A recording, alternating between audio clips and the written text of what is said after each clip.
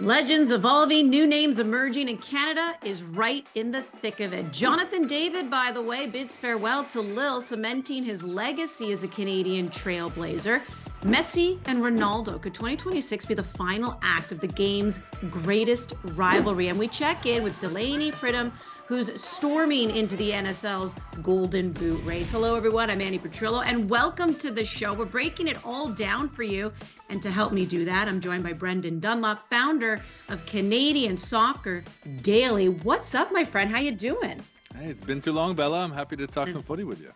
I know, and we're not at each other's throats, by the way, because we're not talking Italy or Portugal. We're just talking some Canadian footy, which is a good thing. The way qualifying goes, like, who knows? We might not even get to do that come 26. Oh, I can't even think about that. All right, let's talk a little bit Jonathan David here, right? So Jonathan David officially leaving Lille. He made the announcement. He said his goodbyes, and it's been an incredible ride. We've loved talking about him and seeing what he's been able to do, winning a championship there as well, leading the way when it comes to scoring. And because of all that, he's actually leaving the club as a legend. And it's something we rarely see from North American players. So where does David's legacy rank among the greats from North America who have competed in Europe, in your opinion? Oh, he's right at the very top. I mean, what he's done in France, you can't discount. You know, you can think about some of the great American players that played in England before. There was some great Canadian players that have played overseas. Of course, Craig Forrest comes to mind immediately. Paul Salteri won the Bundesliga. This is before this Alphonso Davies, Jonathan David era. Chicharito is probably the first North American that people think about. And yes, he had a good career at Manchester United. He played for Real Madrid. But in the time in which Jonathan David and Kylian Mbappe both played in Ligue 1, only Mbappe had more goal involvements than Jonathan David.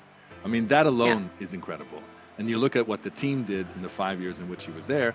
They finished in the top 5 in France in, 6 of the last 7 years. But 4 of the 5 years he was there, they won the title. They're one of only 2 teams in the last 15 or 17 years to have won Ligue 1 other than PSG. It's just incredible the range that he hit there, the level that he hit at Lille. It's also remarkable that he remained there for 5 years, but he's put himself in a very good position now to really have the world at his fingertips. Every club is going to be in for this free agent because you do not have free agents of this goal scoring caliber come available. Jonathan David, we can talk about him, dedicate an entire show to him. But when we're going along the vein of, make sure he gets playing time, right fit, there is some recency there, of course, when it comes to Tajon Buchanan, obviously making that move to Inter Milan. Didn't really work out. He's now out on loan, and he's looking good because he scores the game winner against Barcelona to help Villarreal qualify for Champions League, right? This is a really big moment for him. So do you think Villarreal keep him long-term after this performance? This is the thing. That's a goal that really is going to turn a lot of heads, right? And I think that he's a likable character. He seemed to be liked by the coaching staff. I would imagine he's liked by his teammates as well. And that's one of the emotional triggers, I think, that pulls on your heart. We're like, you got to keep this guy around. But that deal was always strange to me from the beginning because it was a big buy-on clause. It was I think it was what Inter Milan had actually paid, about 17 million or maybe 14 million, so like a slight discount, which is a lot for a player who's coming off of still his very serious injury in the leg break, and a player who hadn't proved himself at a higher level in Europe.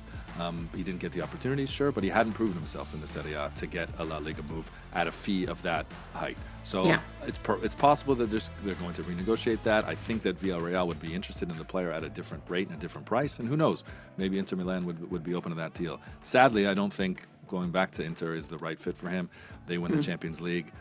They're still going to have, I think, other aspirations, other targets. It always seemed like they purchased him to replace Denzel Dumfries, and Denzel Dumfries is still there at Inter. So it's kind of unfortunate how it has gone for Tajon. I look at some of the other teams that will be shopping this summer and where would Tajon fit well. I'd love to see him in France. Like, I would love to see Tajon Buchanan at Lille. It's a shame that Jonathan David won't be there to be his teammate. But I think about like some of the players with a similar skill set to him. Tim Weah, the American who's now at Juventus, not identical players, but as a winger, certainly when he was coming up and when he was scoring goals and pairing with Jonathan David at Lille, the way that he played along the wing reminds me of Tajon. And I just think that might be a great fit for him. I also think it'd be good to be in a situation that is not this high level top tier caliber pressure that Jonathan David's going to walk into, that Alphonso Davies plays in. I think it'd be better if Tajon was in one of those teams flirting with European qualification or playing in the Europa League as opposed to one of these teams that are contending for a title in the top 5 league. All right, always keeping our eye on them. Now, before the World Cup, of course, is going to be the CONCACAF Gold Cup. The preliminary squad was just named. This is a ton of names. There's like 60 on here, right? And I believe by June 4th, they have to get it down anywhere between 23 and 26. So we have our usual names that are there, but are there any names that stand out to you?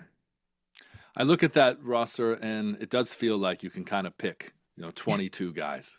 There's maybe a few guys on the fringes that are hoping to get some time, and I think that there are some guys that have been regularly in the mix that might be included in the squad. But the reality is they're not going to feature as much, and they may not be included in the squad come 2026. So I think that opens the door.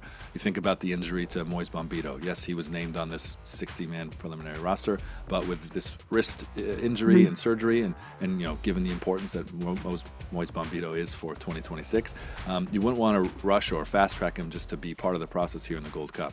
That's going to open up an opportunity for someone at center back to prove that they should be considered amongst the top two, to play next to Derek Cornelius, who will be the lead center back at this Gold Cup, and show that they're ready. Kamal Miller has been to the World Cup. He has World Cup experience.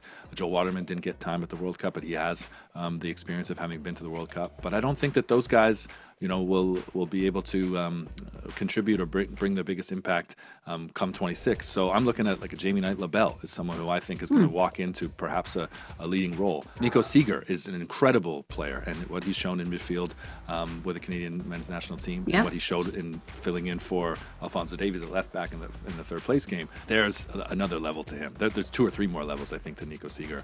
And with Stefan Eustáquio not available, we're assuming, because he'll be playing for FC Porto at the Club World Cup at the same time, I think the Gold Cup is like a real opportunity for guys like Nico Seeger to prove how important they are to this team for 2026, and maybe they're auditioning for starting spots in a year from now. Promise David is another one who I think, we didn't get to see him touch the pitch of the Nations League, but everyone's very excited to see what Promise David might be able to do in a Canadian shirt. And I think there's a real precedent already set that it doesn't take much time for these guys to adjust to be able to contribute. Look at Tony Oluwaseyi. Yes, it took him 11 caps to score his goal, but from Copa America last year in his first Canada camp, you could tell that Tony had a lot to contribute and was a real piece and a real weapon for that Canadian offense. So I think Promise David is the next one, and those are 2 of the guys I'm most excited about to see this summer. Another little curveball, obviously, Jesse Marsch getting that red card in that third place match Nations League. He's been given a 2-match ban. So actually those 3 games in the group stage of the Gold Cup, he will be missing 2 of them.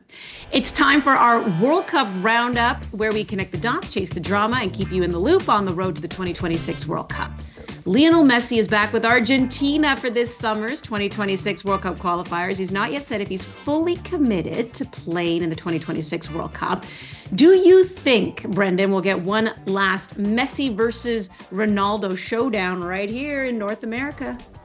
I mean, I would love it. And honestly, it makes the most sense for their brands, and it makes the most sense for everyone involved with them. And because of that, I feel as though we're going to get it. But what I think the caveat will be is, does this MLS experience and does Inter Miami's struggles and failures burn out Messi? Because the reality is, and this has been the case for the last 10, 15 years, we all know Ronaldo loves the spotlight a little more than Messi, that he's come to tolerate it. And in America, I think he's found a bit of fun in it, but that's because I think the environment in the football has been different, the pressure has been different, and Messi's enjoyed being a family guy. But does Messi want to go through the heat that will be 2026 as defending champions? I think that he's very much aware, and the CONCACAF Champions Cup semifinal against the Vancouver Whitecaps was a great example of that he is having a difficult time adjusting his game to be able to be as efficient as Ronaldo has found in his game in Saudi Arabia, because he's still scoring goals for fun, doesn't put the miles on, and isn't as involved in the play as much as he has been, but he's found a way to kind of manage that. That's been very difficult for Messi in a 10 position, and particularly in the team that he has in Miami, where you've got a bunch of guys that are near his level, as close as you can be, guys who played at his level previously, and then a bunch of players who could never sniff that, who couldn't get tickets to watch those games. So I think the imbalance has been tricky for him, and I do wonder if that kind of weighs on Messi's decision come 2026, because we saw the fever and the fervor for Argentina. It will be massive in the United States. It's his, the Messi impact on Major League Soccer has been massive and incredible, and sadly, I think that Inter Miami haven't been able to fully capitalize on this, and Major League Soccer hasn't been able to fully capitalize on having one of the game's greatest ever players in America. They're going to want him to play at the 2026 World Cup. I want him to play at the 26 World Cup, but I do think that there's a lot of factors that might play into that. Whereas Ronaldo's a definite. Absolutely, Ronaldo wants to play in America. And I do think that he would accept a bench position or some type of contributing role. He certainly doesn't want to be watching from the stands. He does not want to miss out on a North American World Cup. So I've got a gut feeling that Cristiano Ronaldo will play. And I also have a feeling that the soccer gods owe us and that Toronto's going to get a Portuguese game. Oh, I knew something was going to come up there. But I will say this. He might have to accept being the bench, right? Because we already Yeah. saw that at the last World Cup. But it does seem like Ronaldo will accept that. With Messi, I don't want to see him in 2026 because I love it when an athlete goes out on top. He won the World Cup. That was the story. That is what eluded him. And I hate it when an athlete has this brilliant moment and then tries to come back and it's wah, wah, wah. I love when an athlete goes out on top, and I want to see that for Messi. That's why I don't want to see him in 2026, because I just don't want that World Cup legacy now to be touched. And speaking of legacy, both these guys have legacies when it comes to their little wee ones here. So Cristiano Ronaldo Jr., by the way, just scored a brace for Portugal's U15 team, helping them win the Vlatko Markovic tournament. Meanwhile, you have Thiago Messi, who's playing with the U13s, I believe, in the Inter Miami Academy. And just a couple months ago, I think in a game, he scored 11 goals.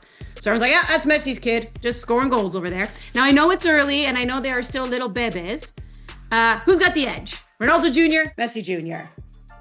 You know what? It's difficult, right? I do think that maybe Ronaldo Jr. Because he's played at a few different academies. He's had a different, I think, experience growing up. And I mean, we can't relate to what it's like to grow up as the son of and the child of one of the world's best and richest athletes, richest people in the world, sports people in the world. But I do like that the opportunity that Cristiano Jr. has created for himself. And I do think, you think of this kind of TikTok generation of footballers. Xavi Simon, who's now playing at RB Leipzig, is probably the best example of this. From 12, 13, 15, he was this Instagram star in the Barcelona academy. He moved to PSG. Seems like he wouldn't find his footing. Now he's one of the best Dutch players. I do think that you have a similar path for Cristiano Jr. I don't think that either of them reached the levels of their father. And I think that, you just look historically in other sports, it's very rare where you have such an elite dad whose son usurps them. There's so many factors to it. And if they can, all the power to them, and lucky us if we're able to get a Messi versus Ronaldo generation 2.0. We'll see, because obviously these kids are looking good. You wish them all the best, and maybe we'll just need to keep our eye on the 2037 World Cup and see if we see a Ronaldo Jr. versus a Messi Jr. Representing their countries. Brendan, this was a lot of fun. Appreciate you taking the time. Anytime, always happy to chat with you. Well, now it's time to get to our NSL moment of the week, where Ottawa Rapids beat the Vancouver Rise. And guess who's joining us now? Someone who got a brace in that game, Delaney Baie Pridham. How you doing? Welcome to the show. Thank you. Thank you for having me. I'm doing good. Nice to come off of a win. Yeah, nice to come off of a win. Nice to come off of a brace. And you are in that early Golden Boot lead. You have 3 goals through 4 games. But in that game particular, like I mentioned, 2 goals, not a bad day at work for you. How are you feeling after that performance? Yeah, I'm really proud of our team, and we worked a lot on in the game what we've been wanting to work on, and that's keeping the ball, having a lot of passes between the team, and having a lot of attacks and finishing the attacks, and that's what we did. We've been doing a lot of crossing and finishing, and I had 2 great assists, and I just put it in. All right, well, you guys have played 4 games. Halifax are the only ones as well who have played 4. Everyone else has played 5. So yes, you're sitting second in the table, but technically a game in hand on a lot of other teams around you. What's clicking right now for this squad? I would say our chemistry, leading in and going into preseason, our team just clicked really well off the field, and that only grows to the connection on the field. Our coaches have a lot of attention to chemistry and having that off the field, so we did a lot of team activities leading into the season, and that has really helped us have that connection and power and fight for each other on the field. And I think obviously with the first few games, it takes some time for it to get into motion, and I think it finally has really connected, and we have a high ceiling and we want to get there and break through, and in the last game we're getting closer and we're improving over every game, and we're really happy about that. I'm always curious to know when I see a different kind of goal celebration, what the meaning is behind it. Because I think you've got something going with your hands here. Like, what is the meaning behind? Yeah. It's DB. Oh, it's your initials. Yeah. It's reverse. It's hard to show right now because I'm on the. Yeah, so it's reverse. It was funny. After before going into the game against Vancouver, my teammate Liv was like, "Hey, when you score, I'm gonna be behind you and I'm gonna do it too." So there's a few photos of like me doing it and she's in the back like doing it as well. Well, I like it. It's those types of goal celebrations that even the fans can do right back at you. But now I know what it means. It's been a blast, Exactly. DB. Yeah, appreciate you having you on. Good luck the rest of the way. You're scoring goals. The team's looking good, and we can't wait to keep watching what you can do. Thanks. I appreciate you guys having me. Have a good one.